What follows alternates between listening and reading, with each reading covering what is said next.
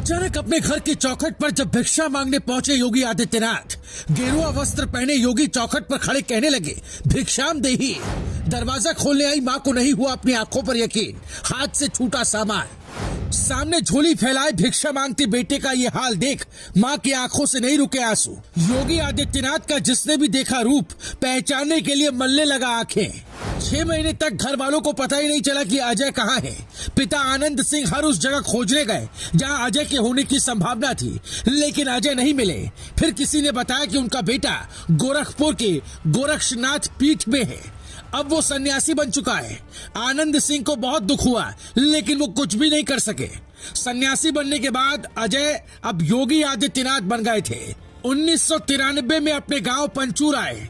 पहले की तरह जीन्स पैंट में नहीं, बल्कि गेरुआ वस्त्र धारण कर, सिर घुटाकर, दोनों कानों में बड़े बड़े कुंडल और हाथ में खप्पर लेकर जिसने भी देखा उसने योगी को पहचानने के लिए अपनी आंखें मली, इसलिए कि एक बार में वो पहचान ही नहीं पाया कि अजय सिंह बिष्ट हैं। पत्रकार विजय त्रिवेदी अपनी किताब यदा यदा ही योगी में लिखते हैं, अजय घर के बाहर पहुंचे और भिक्षा के लिए आवाज लगाई। घर के मालकिन आवाज सुनकर दरवाजे पर आई तो अपनी आंखों पर यकीन नहीं हुआ। जहां थी वहीं स्थिर हो गई, मौन, मुंह खुला तो लेकिन शब्द नहीं फूटे। आंखों से आंसुओं की धारा बह निकली। जो सत्य साक्षात सामने खड़ा था उसे देखते हुए भी यकीन नहीं हो पा रहा था। माँ के सामने उनका बेटा युवा सन्यासी के वेश में खड़ा था। माँ चुप थी, तभी आदित्यनाथ ने कहा, माँ भिक्षा दीजिए। माँ ने खुद को संभाला और कहा, बेटा ये क्या हाल बना रखा है, घर में क्या कमी थी जो भीख मांग रहा है।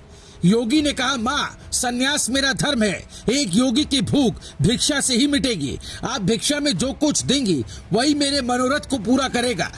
माँ को बेटे के इस रूप पर अब भी यकीन नहीं हो रहा था। उन्होंने कहा, बेटा तुम पहले घर के अंदर आओ। आदित्यनाथ ने मना कर दिया और कहा, नहीं माँ, मैं बिना भिक्षा लिए ना तो घर के अंदर आ सकता हूँ और ना ही यहाँ से जा सकता हूँ।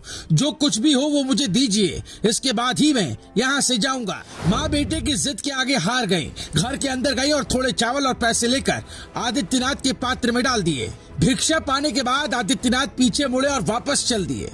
आंखों में आंसू लिए माँ घर के दरवाजे पर खड़े होकर अपने बेटे को जाते हुए देखती रही। विजय त्रिवेदी ने इस घटना का जिक्र करते हुए किताब में लिखा, भिक्षा लेते ही योगी आगे चल दिए। आवाज अब भी गूंज रही थी। पहाड़ों के करीब पहुंचते बादलों तक अलख निरंजन। सूरज बादलों में छिपने पहाड़ के पीछे जाने की कोशिश करता दिखा। वैसे भी उसका उजाला माँ के लिए बेमायने हो गया था। नवंबर 1993 से 14 फरवरी 1994 तक अजय सिंह बिष्ट को कठिन परीक्षाओं से गुजरना पड़ा। वो पीछे नहीं हटे, डटे रहे। 15 फरवरी 1994 को गोरक्षा पीठाधीश्वर महंत अवैधनाथ महाराज ने पूरे विधि विधान से उन्हें अपना उत्तराधिकारी घोषित किया। इसके बाद योगी आदित्यनाथ के जीवन का मकसद बदल गया। योगी आदित्यनाथ सन्यासी बन गए। पिता आनंद सिंह आए, अपने बेटे को इस रूप में देखकर रो पड़े। कहने लगे, बेटा लौट चलो हमारे साथ। लेकिन योगी नहीं गए। पिता निराश होकर लौट गए। उन्हें शायद उम्मीद थी कि वो बेटे को अपने घर वापस ले आएंगे, इसलिए वो अब की बार अपनी पत्नी सावित्री के साथ गोरखपुर पहुंचे। योगी आदित्यनाथ को देखते ही माँ रो पड़ी। उस वक्त महाराज अवैधनाथ मंदिर में ही थे। सावित्री ने कहा, महंत जी मेरे बेटे को लौटा दीजिए। महाराज ने कहा, 4 बेटे हैं तुम्हारे, एक बेटा हमें दे दो। सावित्री देवी को इसके बाद कुछ समझ ही नहीं आ रहा था। कभी महाराज को देखती, कभी अपने बेटे को, तो कभी छत की तरफ। आंखों के आंसू सूख गए थे। फिर वो कुछ नहीं बोली, अपने पति की तरफ देखा और बाहर चली गई। इसके बाद जो हुआ वो सब इतिहास है। Bureau report, news live TV.